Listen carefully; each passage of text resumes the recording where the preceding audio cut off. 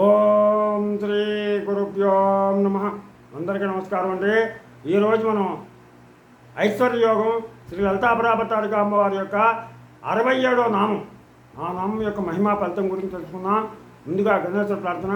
శుక్లాంబరతరం విష్ణుం శశివర్ణం చతుర్భుజం ప్రసన్నవదనం ధ్యాయేత్ సర్వవిఘ్నోపశాంతయే. గురుబ్రహ్మా గురుర్విష్ణు గురుర్దేవో మహేశ్వరः గురు సాక్షాత్ పరబ్రహ్మ తస్మై శ్రీ గురవే నమః. ఓం ఐం హ్రీం శ్రీం శ్రీ మాత్రే నమః. ఓం ఐం హ్రీం శ్రీం శ్రీ మాత్రే నమః. హరి ఓం. ఈరోజు మనం ఐశ్వర్య యోగం శ్రీ లలితాపరాపట్టారిక అమ్మవారి యొక్క 67వ నామాన్ని గురించి తెలుసుకుందాం. ఓం అశ్వారూఢాధిష్ఠితాస్వ కోటి కోటిభిరావృతాయై నమః.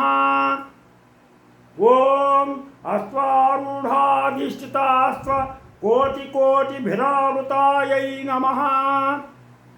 ఓం అశ్వారూఢాధిష్ఠితాస్వ కోటి కోటిభిరావృతాయై నమః. ఓం ఐం హ్రీం శ్రీం ఓం అశ్వారూఢాధిష్ఠితాస్వ కోటి కోటిభిరావృతాయై నమః. ఓం ఐం హ్రీం శ్రీం ఓం అశ్వారూఢాధిష్ఠితాస్వ కోటి కోటిభిరావృతాయై నమః. అమ్మవారికి ప్రత్యేకంగా ఒక గుర్రాల దండు ఉంది. ఈ గుర్రాలకు నాయక అశ్వారూఢ. ఈ గుర్రాలకు నాయకత్వం వహించేది అశ్వారూఢ అనబడేటువంటి ఒక అమ్మవారు. ఈ తల్లి ఒక గుర్రంపై కూర్చొని ప్రయాణిస్తుంటే అనేక కోట్ల గుర్రాలు ఆ తల్లిని అనుసరిస్తూ వెంట వెళ్తూ ఉంటాయి. ఇది ఈ నామానికి అర్థం. అమ్మవారి చేతిలోని పాత్ర నుండి ఒక మహాశక్తి పుట్టిందని, పుట్టడంతో మహావేగం గల గుర్రంపై సంచారం చేసిందని, ఆ గుర్రం పేరు అపరాజిత. ఆ గుర్రం పేరు అపరాజితని. ఆ గుర్రాన్ని అంతే వేగంగా సంచరించే గుర్రాలు అసంఖ్యాకంగా అనుసరిస్తూ వెళ్ళాయని మనకు బ్రహ్మాండ పురాణంలో శ్రీ లలితగా దేవీ కథలో ఉంది. ఆ శక్తి గుర్రంపై ఎక్కి ప్రయాణిస్తుంది కనుక అశ్వారూఢ అని చెప్పేసి అన్నారు. ఇంద్రియాని హయాన్యాహు.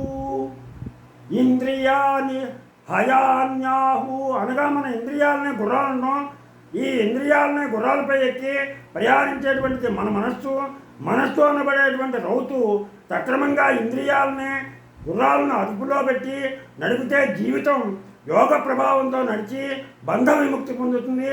రౌతు సరిగా లేనటువంటి గుర్రం రోగాలకు మూలమవుతుంది.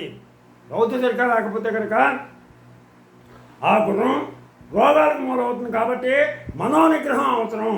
ఈ అశ్వారూఢ అనబడే 13 అక్షరాల మంత్రాధిష్టాన దేవత మనోనిగ్రహాన్ని ఇచ్చే తల్లి.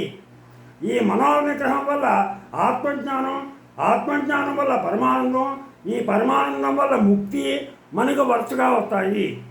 అమ్మవారు ఎన్ని సంపదలున్నా ఆనందం లేకపోతే అవన్నీ మట్టితో సమానం. ఈనాటి కాలంలో భౌతిక సంపదలు పెరుగుతున్నాయి, నిత్యానందం తగ్గుతుంది. అది ఈ మంత్రం యొక్క అర్థం.